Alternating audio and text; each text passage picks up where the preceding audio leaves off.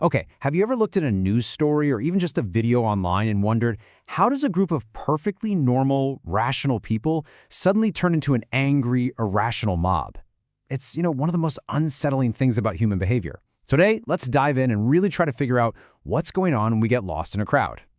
Right, this is the big question. This is the central mystery we're going to try to solve. And it's something social psychology has been wrestling with for, over a century now. Because the answer, well, it reveals something pretty fundamental and honestly a little bit scary about who we are. And this slide just lays out the conflict perfectly. When you're on your own, you're usually guided by your own moral compass, a sense of personal responsibility. But get into a group and poof, a lot of those restraints can just vanish. It's like a switch gets flipped, and the person who comes out is someone you might not even recognize. So what is happening here? What's going on in our brains? Well, we've got 3 major clues to follow. Okay, our first clue is this really powerful idea called de-individuation. It's all about how joining a group can kind of strip away your sense of self and lead to these impulsive and often pretty destructive actions. So what does that really mean? Well, de-individuation is when the group's identity basically swallows your own. You stop thinking, what should I do? And you just start reacting to the energy and the rules of the crowd. It's like your internal moral compass gets unplugged and you plug into the group's emotional direction instead. And to see just how powerful this is, we've got to look at a classic experiment. This was back in 1969, even before his super famous prison study. The psychologist Philip Zimbardo set up a test to look at one key ingredient of de-individuation: anonymity. Now check out the difference here, it's just so stark. Participants were told to give fake electric shocks to another person. When they were identifiable, wearing name tags, they held back, they showed restraint. But when they were made totally anonymous, wearing these hoods that hid their faces, their aggression just shot through the roof. It's like hiding their identity unleashed a much darker impulse. But modern psychology adds a really fascinating twist to this. It's called the social identity model, or SIDE for short. And it argues that it's not really a loss of self, but a shift of self. See, you don't become some mindless drone. Instead, you become a hyper-attuned member of the group, and you adopt its specific rules. So if the group's rule is to be aggressive, anonymity fuels that. But, and this is the key part, if the group's rule is to be helpful, anonymity can actually make people more helpful. It's all about the identity you switch to. So that's how groups can mess with our actions. But what about our decisions? How we think? Well, that brings us to our second clue, a really dangerous consensus trap that can make even the most brilliant people make some truly terrible choices. This is called groupthink. It's a term that was coined by a psychologist named Irving Janis, and it's basically what happens when keeping the team happy becomes more important than being right. You get into these really tight-knit groups, and the pressure to agree is just so intense that people start burying their doubts, and that's when critical thinking completely breaks down. This quote, it just captures the feeling perfectly. It's from one of President Kennedy's advisors, and he's talking about the meetings before the disastrous Bay of Pigs invasion. He later admitted he had serious doubts about the plan, but he kept his mouth shut. He censored himself because he didn't want to rock the boat. And his silence, combined with everyone else's silence, created this total illusion that everyone was on board. And this might be one of the most chilling examples of groupthink in all of history. The night before the Challenger space shuttle launched, engineers were screaming that it was too cold to fly safely. And in response, a manager told one of them to stop thinking like an engineer and start thinking like a manager. It was a direct order to put the launch schedule ahead of safety concerns. I mean, just look at this slide. It's like a blueprint for disaster, and you can see the exact same patterns. In both of these historic failures, the group felt they were invincible, that they just couldn't fail.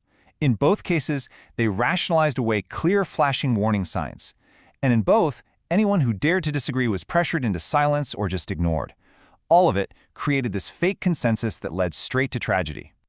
Okay, so we've seen how groups can push us to do reckless things and make flawed decisions. But our third and final clue shows how they can also cause the complete opposite. Just total, paralyzing inaction when it matters most. And this is the great, baffling paradox of the bystander effect. You'd think more people around means a better chance of getting help, right? But the research shows the exact opposite is true. The more people who witness an emergency, the less likely it is that any one of them will actually step in and do something. So why? Why does this happen? Well, it's basically a perfect storm of 3 psychological traps. First, there's a diffusion of responsibility. With so many people watching, everyone just assumes someone else will handle it.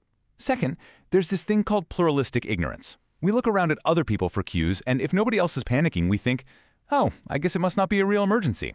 And finally, there's evaluation apprehension. We're afraid of looking stupid. We don't want to be the one person who overreacts. And that combination is just a powerful recipe for inaction. 38.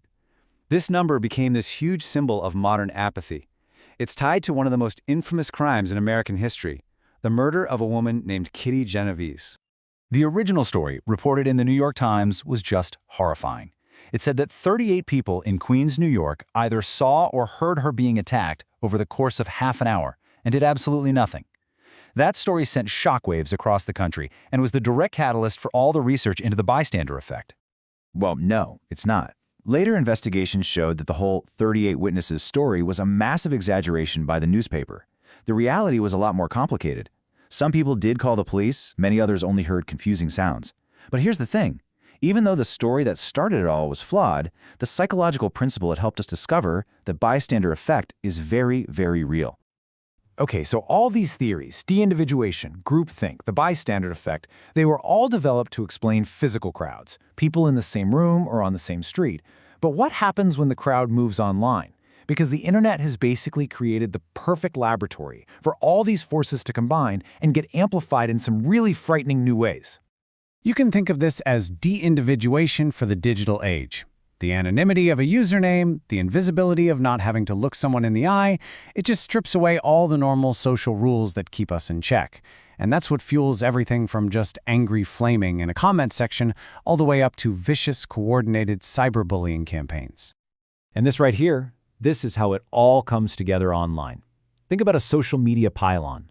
It starts in an echo chamber, where a bunch of people who already agree decide that some person is the enemy. That's your groupthink. Then an anonymous, de-individuated mob attacks that target. And finally, all the other onlookers who might disagree, they stay silent because they're afraid they'll be the next target. And that's the bystander effect, creating this powerful illusion that the rage is unanimous. So, we've followed the clues. We've seen how groups can make us act irrationally. The big question now is, what do we do about it? How do we take back control? How do we reclaim our own minds from the pull of the collective? Well, thankfully, there are proven strategies. To fight groupthink, Irving Janis himself offered solutions like these. If you're a leader, don't say what you want right away. Actively assign someone the job of being the devil's advocate, whose only role is to argue against the popular view. That can shatter the consensus trap.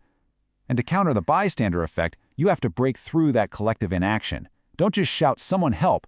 Point to a specific person. You, in the blue jacket, call 911. That single act of giving someone direct responsibility can make all the difference. And to fight de-individuation, especially online, the key is just self-awareness. Before you jump in and join the mob, just pause. Ask yourself, would I say this to this person's face? That simple gut check can reconnect you with your own individual conscience. Because in the end, it all comes down to this. The pull of the group, whether it's pushing you to act or pushing you to agree or pushing you to stay silent, is one of the most powerful forces in our psychology. Understanding how it works is the first step. But resisting it, when everything and everyone around you is pushing you in one direction, that takes a real conscious act of courage.